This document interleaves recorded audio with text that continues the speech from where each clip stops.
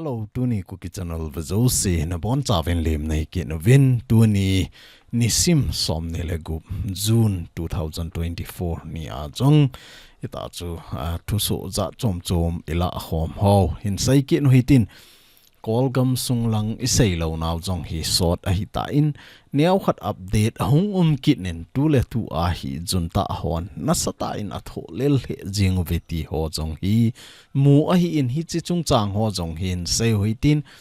iti ham a hi lawai le ipilang panga atho lel ham ti ho jong hi abailam thei pe na hin sai diu a chom thei pe na hin sai go diu chule e ho gam sunga thil boina ho thil dan ho jong hi ga sei hoitin e san ho chung chang ho jong hi neu khat het thim na divin hin sai ki no hi ti chu tu ni thumakai to banga neu cha iga ke cha wa hi in a hi le tu ni a hi Kolgam le Phaigam Boina thil so ho jong hin sei hoitin e san ho jong hi fake commando het de wen fake commando ti chu commando ta hi lo a hi wanga commando dan de wai ki simu wa hita chu milham ho again thei sa na ho tunia hin sei hoitin a ho pa la ki kap jing ho loi jong chu imo de wa hin hita hi fake commando a gari number lova thaile wa free ta anop nomova e san ho gam sung nga hin na sata boina alhunge ti a hin ama ho jing jong hi a gam sungu wa hi safe lo a hi tain hi ja chuken tu ni chan ge a hi KANAM MITE ho hinga ka sei nom pen chu a hi le MITE e san ho to in a cheng KHOM ama ho lungthim jong ipo deu ta ve a hin la hi chi ama ho lungthim in a put na ho hi tu ni a hi pai hla phan wa hi tai khat le khat ki lungsi ta khat le khat ki lungthim bol lova khat le khat kita ta ikilung sit phat nu wa ikilung sit phat nu a hi tan mei thei ho lunggel ho hi dal ha phat a hi tai tu ni chan ge ya khat le khat ki hlep na khat le khat ki zo hlep jinga hi chi to banga inam pin gen theina atho la ya jong hi ta hi khat le khat iga ki dem to wa nei lo na ka wa khat in khat chunga zo le na la iga ki hlep ki jiw ho hi a hi thei le pathin minin inga divin KANAM MITE ho kain tim kinin gam danga tu le tu a hi ni le cha ha sat ja hi gam danga sum hol na thei a hi lo wa hi le in muna iti sum ka mu thei in panmun kala thei dem ti a to gon inei lai ta wa hita e ho ki ka ki hlep na ho new so in mu ji ting jong le nom a ki sapo in hi ja chu a bol hon jong hi chi video na navet wa hi le inga gangchal de win avelin ka hin tim kin na hi tu hin e topic win in a lut masang win i project chung chang neu cha hin sei hoiten chule i topic wa hung lut kit de wa hi chi wa defense committee hon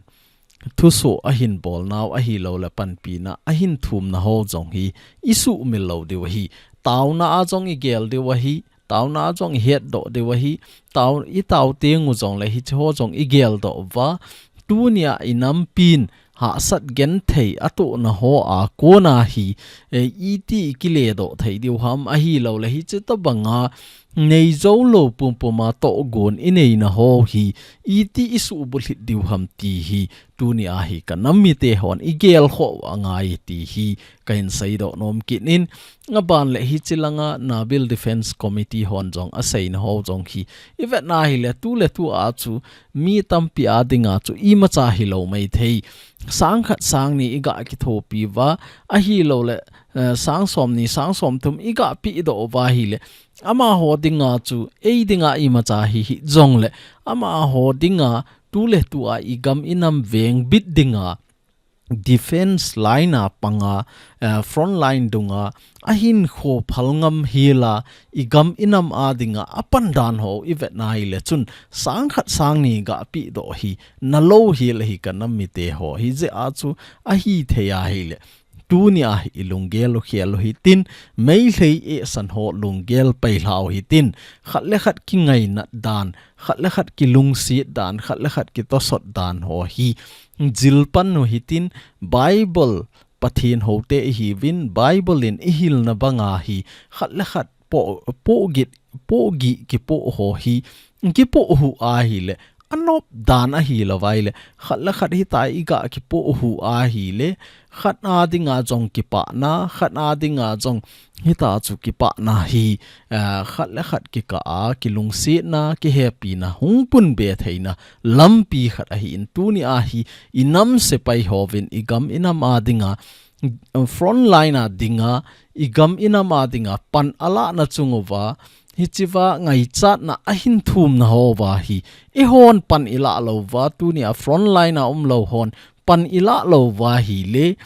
khunung ting le hi chi to bang pan ila akit na deu lampi jong hung lo mai the a hi za a cho hi the ai le phat kilem pen hi ki cho deu phat kilem pe na hi pan ila so ke diwa kanam mi te ho ka hin tim nom kitnin hi chiwa hi tu ni chan ge ya pan hin la ho neu khat update hin bol kin hitin jan hi a chu mi ge nin igam inam a dingin pan a hin la an ho le asum to ho in ta do win hi chawa chu inamu so ke wa hin tu ni a hi mi som ni le gup chanin pan ala tai ti a hin mi ko a pa na mi som ni le gup chan hi ta chu highlight hin bol kin ma min ho hin ta do wa hi in hichiwa min hung ki ta do ho hi akimo ta do hi po in tu ni a ku ki cha ten ku ki len idel naw jalen gam idel nawa ama hon jong amino ahin ta do wa hichiwa a phalja ja no ahin pi do ho hi igam inam adinga pan alawi ti hi mu a hi in tu ni chan ge a hi kavet na hi le front line lang hon ahin pe ma sawin front line a ding ho zo hin pan ahin hala viti hi kamu in kei ta jing jong hin phone win ni ta chu kei jong hi chiwa hi ding ka hi in sumle pai mu na la kanei po in ahin la kanei kham kain thot ding hi ti a hi ahin thot no wa a khian khat wang hin ama hon tu le tu a balance anei ho jong hin vet sa win hi chi balance anei ho chu cheng khat cheng gup ti ho po hi anei wa anei sun suna ama hon jong front line a adin ba no wa jong anei sun ahin to ve ti hi mu a hin cho ai vet na hi le lainat om ji in kanam mi te ho tu ni chan ge ya inam gen theina ha sat na hel hoila ei ma ding bo i gel mi tampi na lai ven hi cho ai vet na hi le thasit jong omen a chang le gam tum kin mu hen lang hi le achu hat pe na hung pangkha di ham ti ho jong hi gel ro thei a hi in hi za achu kanam mi te ho tu ni a hi ipan khom lo wa hi le i project ho hi alo thin na ding lampi thailo kuki cha ten ilung tum ho jong hi imol so wa lo de wa hi za achu pan khom dan zilo hi tin khat la khat po gi ki dop to dan hi thiem lew hen inam sunga dinga dam theina ha na hiding a hi ti jong hi avelin kain sai do no min tunia hi chiwa number ko a pana som ni le gup chana sum hin ha to ho hi ga velew hen mi thum aumin mi thum ho hin sang khat a hin to win hi chiwa hi lam nei ha nen he ta chu sang khat a hin pe in aban le hi chiwa hi lam kholin in sang khat a hin pe ki nin aban le lam tin lal ama thang tin lal in aman jong sang khat a hin to eti a hin ama ho thum hi tunia hi chi number ko apan a som ni le gup sunga sum hin ha to pen tunia in highlight nawa a min ho in ta do nawa hi chi min lis la hi ama ho thum hi a petam pen a hi veti a hi in tunia hi chi number ko apan a number som ni le gup chana pan hin la igam inam adinga pan hin la ho avelin namin chi win hin phazo hi jongle na chungowin kuki channel family member khat na hi na chungowa ka ki pa na avelin ka hin phong ki ne na hi koi tabang tu ni chan ge ya to nai lo i mo wa hi le hi chi project hi ni laki ni som la nga chan ki hong ding a hi in koi to bang ato nai lo a hi lo vai le ato ding dan hello ho i mo wa hi le hi chi wa hi bank account na jong transfer na bol theu deposit jong na bol theu a hi in IFSC code na dei vai le chi wa hi aumin amin jong hi chi wa hi ong ki ta do in aban le a contact number ge jong hi chi wa hi ong ki koi in koi to bang GPay phone pay paytm a hi lo le yono mang hon hi chi UPI apps mang ho hin hi chi number a ko na jong hi transfer na bol theu a hi na ki phal na za na hin pi theu a hi aban le na hin pi zo ting le screenshot na hin bol deu hi chi number a hi na min to na pi za to na hin thot ji di wa hi ti jong chu kan sai do no min koi to bang ham khat in hi chi a complicated wale a hi lo le ka he thim po iti wa hi le UPI app so inei wa hi le hi chi langa QR code a ki koin hi chi QR code hi scan na bola direct a jong na pi jing the hi ti a hi in apan le koi to bang inam sunga dinga ki pezo ki phal mi hang san a hi lo wai le ki phal ta mi a ki hol jing in a hi the ya hi le hi chi project ho a hi ken jong kachang si a hi chi lang sai chu pan pi na hi zan hin bowling a hi lo wai le hi chi move on lai cho na di wa hi ken pan hin lang ti a koi to bang ama machama hin ki phala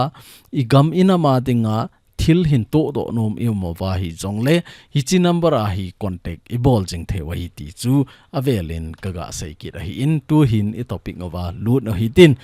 Burma gam Boina ho hi ga sei ma sau tin e ho social media a jong nasata a viral sa o hi te ti a video hung ki post ho chu imu di wa hin aji chu hi chi hi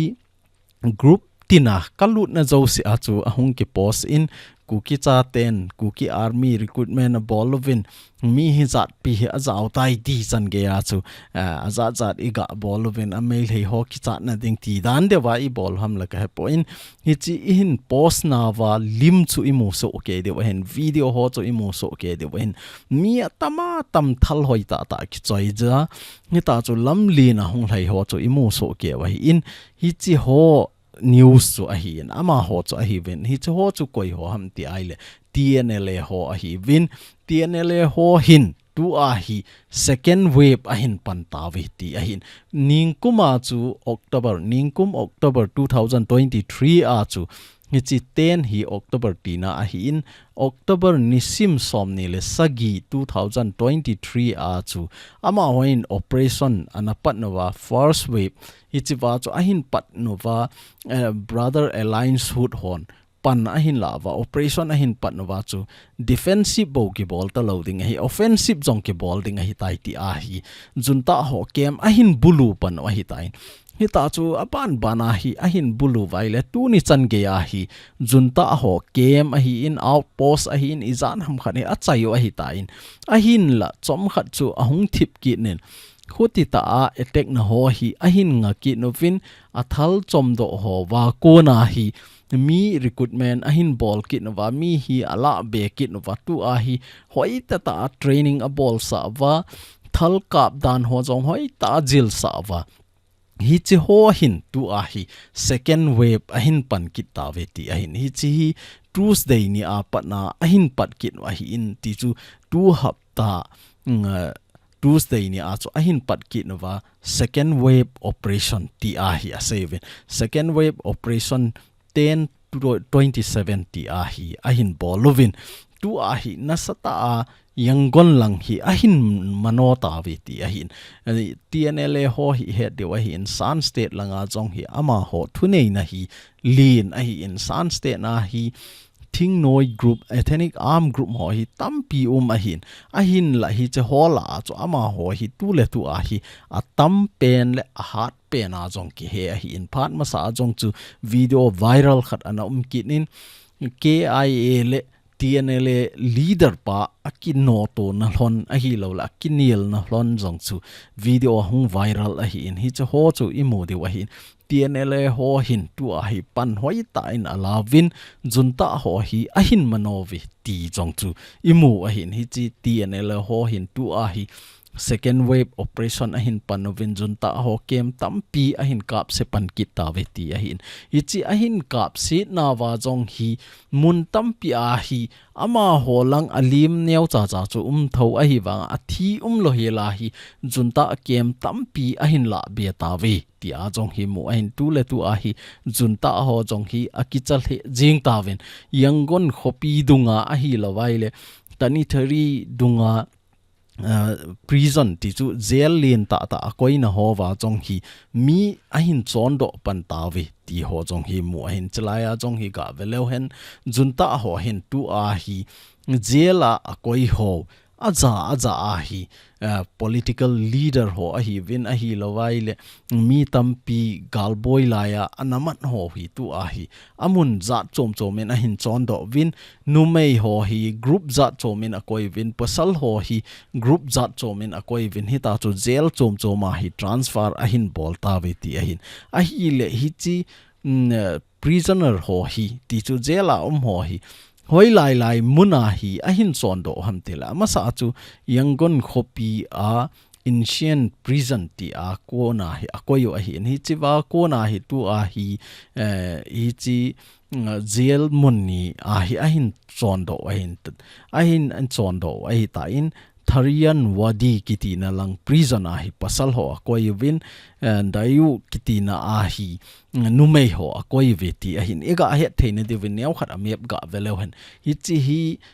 jail Myanmar gam sunga dinga jail thupi pe na kisim amin thangma ma jing hi chi jela hi mi tama koyo a hi in ahin la tu a hi chlai mun jong hi safe ta poi ti ham a hi la vai la ma hin plan za cho mane hom la ke heta po in hi chiwa ko na hi tu a hi gari som nga lang dim se na hi jela ho hi ahin heng lut win mun chom choma ahin podo ta ve ti jong hi mu ahin imu theine de win hi chawai ga ve kil lo hen numei ho akoina jel chu hi chi to bang hi a hi in hi ta hi a hi neu jap a hi in a hin la hi chilai jong hi amun ale na lin hoi ta jail bang ho hi bomin jong akap si thelo na ding mun akisa tha a hi in hi chilai mun ho a hi no mei ho a hin tolut win pasal ho hi a hi kit teng le hi chilai mun a hi a hin koi kit aveti a hi in thariar wadi kiti prison hi chilai mun jong hi in zowa jail thupi ta tabang type cho ahin la hi chi hi in zowa yangon khopi sunga jail sanga chu neu khat neu hewa kisim a hi in hi chewa hi pasal ho akoi ve ti a hi la amun ho a jail design ho chu imuta wen tu a hi jaila amun ho hi neu cha ga velo hen hi chi Myanmar map a hi in hi chi imu de wa hi ni chi no mei ho koi na munu chu a hi in hi chi lang sai na hi a hi le pasal ho koi na munu chu a hi in a koi na mun ho hi hoi tai vet nai le chun ki bang hal huti ta ki gam halo hi a ji chu Myanmar gam sung hi tu le tu a hi ethnic arm organization hole PDF on a control now hi lean zo a hi tain ama ho cha na thei hi chilai ka ho bo hi a hi tain hi za chu tu le tu a hi junta ho jong hi kiging chabi se lo a hi tai hi chi Myanmar gam sung hi government junta government in a control dinga hi kiging zo ta lo a hin a gam sunga hi la teng ho a hi lawai le van le ho a hin za ai le UN in warning a pe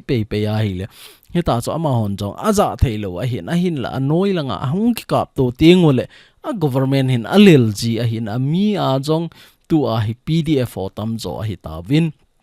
a sepai ho hi a hai to a thi to ni chenga hi au ma hi le ni ta chu mong a hi ta win a tu le tu a TNL hon ma second wave a hin pat kit no wa hi la gam sung hi boy mong a hi tai ti chu neu khat iga he theine de wa in se wa hi in hi chi san state hi Burma gam sunga dinga state lin pen a hi in a hin la hi chi wa jong hi a ki khat hi chilang side to bang hi ke ai ho mopo na hi kit hi chilang side hi TNL ho mopo na wa kiti ho loi jong chui si lai la a hi umu a hin ka sei ma banga chu thing noi tampi hi chewai ethnic arm organization a hi ahin la hi chalai la hi KNL KIL hi chewa TNL ho hi tu le tua thunei pen san sunga jong thunei pen khana hi umu ahi ti hi iga he thein divine seu ahi in ahin la ama ho ki ka ahi ipi bola ki boina umji ham ti ahi la ama ho jong hi e ho to bang bang hi kit nu ahi a boina khat chu aji chu e ho to bang bang ahi ka ti na chu ama hon jong ama gam kai ane wahin ama operation area akine yo ahin hi ja ahi ki boy ji wahin ama ho jong hi tu ahi junta hi hin chai do hen lang government hin form goleu koi hi hung len ding ama ho ki ka jong hi boina sangta hung umai the hi ti jong hi ginjat ahi in aji chu tu chin CNA ho hi hilang side ahi tawin AA ho chu hi chilang side ahi kitawin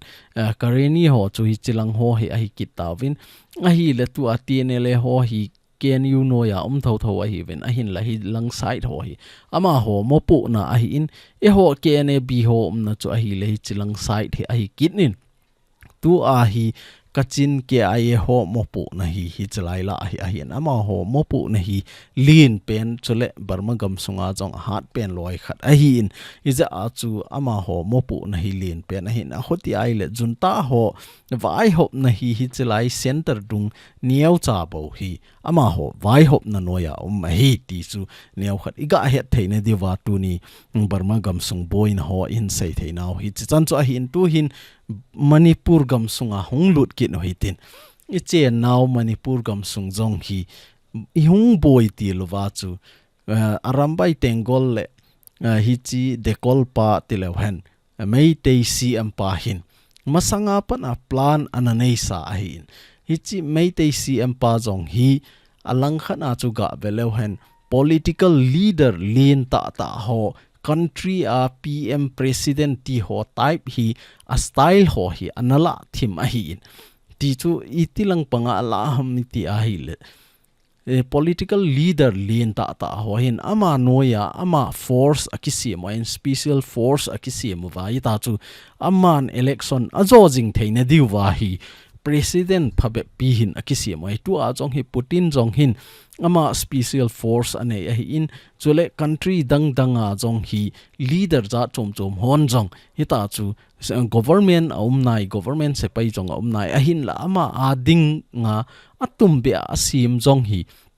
mi leader tampi ahivin ichita banga chu ama jong hin ana copy a Manipur gam sunga hi arambai tengol ho hi ama se paidinga anasima hita chu commando ho tahin hoi ta ki thu job sa pan anala a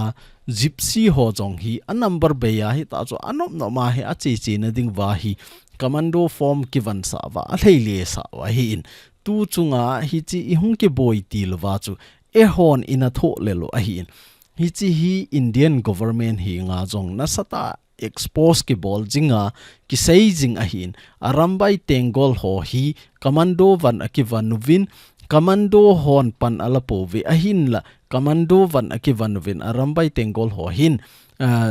commando ho ki thopi na zala hi I chan ham khana ku ki chate asu boy ti ai in seo ahin ahin la koiman in ta san pe povin aji chu a government choi hi e san ho ahi za chu koiman ithula lo ahin la tu a e hon iki het mo sa tawin ke ho e san ho gama ka jaw to po ve ke ho KUKI lena ka hi tawe atuma ke vai po ding ka hi ve ti ahi ina sa lo phar wa hi MITE e san ho hi tu hin ahin hedo pan ve ti ahi tu ni a jong chu hi chiwa pa hi imo de wa hi in ama jong hi MLA khat an hi a hi in adi sa na chu het de wa hi in min chi ma tu le tu a jong hi iti la hung ki boy ding ham ti a ivet ha jing na langu hi chi lang area mi ho a hi in ti chu iga het theina di wa chu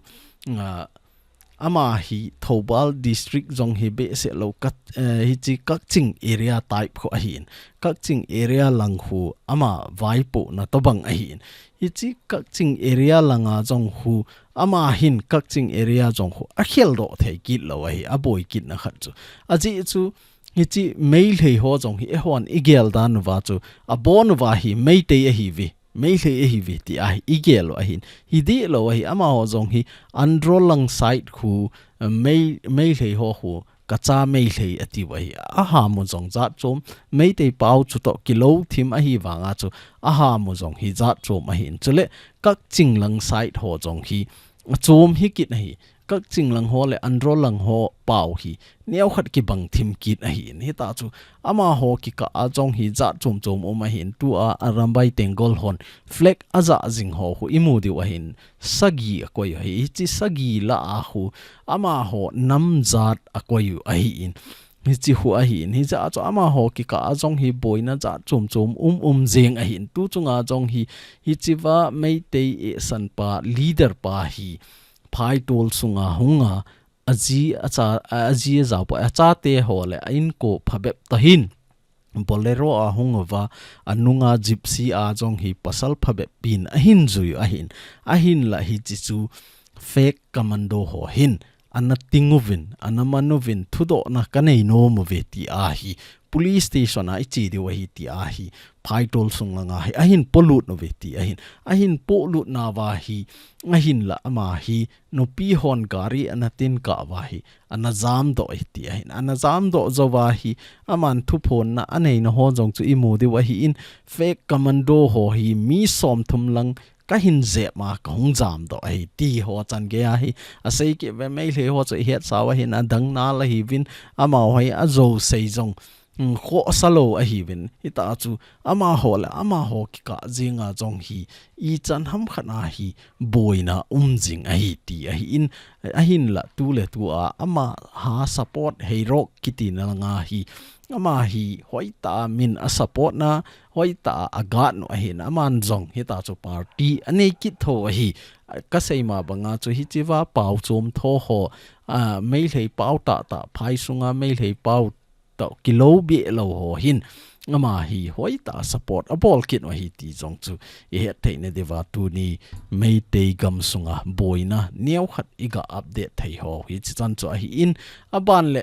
e ho gam sunga sei le han KUKI len gam sunga sei le han hi chiwa I me mo hi akiji mai a hi poi ti a jong chu zan ha choina sei ta win tu ni chan ge a KUKI cha te angam I hiu ham a hi lo la angol I hiu ham hi chiwang hi lungdon mi jeng ta in aji chu het thei diu khat chu boina hong ki pat ma sanga pa na KUKI cha te hi meitei government nin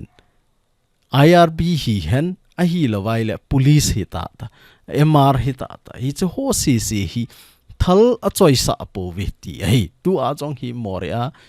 police izat ham khat aumin hi cho jong hu thal a choi sa lawai hi ta hi I bol zo nung sangowa jong I pan te yu a hi lo le complain I ma cha I bol lo hela I ta hi thal choi lo hela police la hingal IRB la hingal a hi wanga thal jong I choi sa lo state government in adei de I control theina lai ho hi I vet na hi la pu na o min tu ni anu te ho pan hin la an ho hi pa chat hi aji chu thal ni choi sa lo wa hi le posting ni bol go na wa ka chi lo de hi new le ma khong langa ti chu new kai thel man langa ko na e hi chi le ma khonga ko na new kai thel man lang zot na tinga hi mai lei de kol pan thupi na anei ki da hi in hi chawa hi ga veleu chun IRB ho hi in police ho hi wan ama oi ki gong sa van ki po wa chi ki go kita chi ki go na wa nu ten atingovi ti hi tunia nasata group za chom choma jong in the tha wa hi in hi chu ho I vet na hi le KANAM MITE ho kha phar a hi tai a hi the a hi le KUKI le na pan lao hi ti wa hi le tunia cheng kha cheng ni a hi lo le na halo sang som sang za naga los chu khonunga ding gel le chun na pan ngam ding a hi na ha so ngam ding a hi a hin la tu le tu din mun ding bo na vet na ji na cha khan khoding next generation a ding na vet lo wa hi le chun na ha so ngam lo hel ding a hi ti hi ka sei do no men a hi the a hi le hi che wa hi khat le nin inga wa chu I ma cha phat chom nam lo ding a hi the a hi le e ho KUKI nation no ya ho zo se KUKI ka hi ti a KUKI ki khai khom na jaw zo sin ngaraw hitin center hi nga jong ki phin na nei the hi tu nia state government in hi chito banga na to aneya kuki cha te le MITE ho ki ka a jong hi chito banga ki khendan na za chum a bol na chunga hi ke ho kalung kim po vetia ki phin ho jong inei theo a hin la tu ni chan ge a hi min thali choi sa lo jong le a ho poi i choi sa jong le ho poi tia i mo jeng pau hi i vet na hi le min ariti ti tia anop le aveilanga anop la zit langa i solding mong hi ti jong hi ka sei do no min a hi the ai le kanam mi te ho tu ni a na halo na ha su chu na po na hi le khonung ting le i ma cha ilem lo de wa hi a hin la tu ni a nal halo nal ha su a hi le nal halo nal ha su pen chu mo se a lo ding hi chi chun aga khat a hin po do ding hi ti wang hi tu ni a kanam gol hang ho a hi in kanam pasal ho ti tau te tu ni a state government noya na tong hon chong lunggel khat ne ya plan khat ne ya hoi ta ke ho ma panla phat hi talo ham ti hi ka hin dong nomin kanam mi te ho hi chi KUKI len hi mu te ti wa hi le state government noya na tong ho hi hen a hi lawa hi le gam sunga nam sepai ka he ti ho a hi wam a hi lawa le nam sunga organization lam kai ka he ti ho si sin to kho mo hi tin hapta khana khat veibe ni veibe to kho mo den tu lai bolding poi I gam ina ma dinga ki boy so ke hi in a hi the ya hi le hi chi vai to kho mo hi tin ilungel ho ser kho mo hi tin ilungel ho hi hoi ta mi pi to so no hitin mi pin hi chilanga hi pan ila wangai te a hi lawai le tunia hi chilanga nam se pai hon panala diu hi chilanga holam kai hon panala diu hi ti ho hi hoi ta I hung ki ho thei tingule hi chewa hi nom ta hi chi gam sunga hi KUKI cha te jalen gam sunga I chen de wa hi a khoti lawa hi le tu ni chan ge I ki to lawai le in zowa Kolgam sunga Boina ho iga sei ho hi chi to bang chu igam sunga hunglung thei hi ija a chu kana mi te ho pilu hitin tu ni apana hi ilungel siar khom hitin mun khana to khoma table chung khana hoi ta ho lim ding dan hoi ngai to lew hen e ho nam sunga unified command jong kang ta hung ping do thei gang ta ai ki sim do thei wa hi ti chu a chaina a niau cha kana mi te ho ka hin tem nom na hi win I sei naw I sei hil I sei wa looking ai da mo hitin tu ni I sei ho chu he thim so ke de ga ta sanin kana mi te ho pathin jalin avela ka hin tim kinin I project nei ho hi Bible ki seima banga chu khat le khat iki dop to diu khat le khat iki sot to diu hi chi project lol hin na dinga hi panla so ke dingin KUKI channel family zo si ki gong hi te ti chu avelin ka hin tem kin na hi tu ni KUKI channel ba zo se na chungovin ka ki pa in na bon chawin pathin in phat thein bo jing taw hen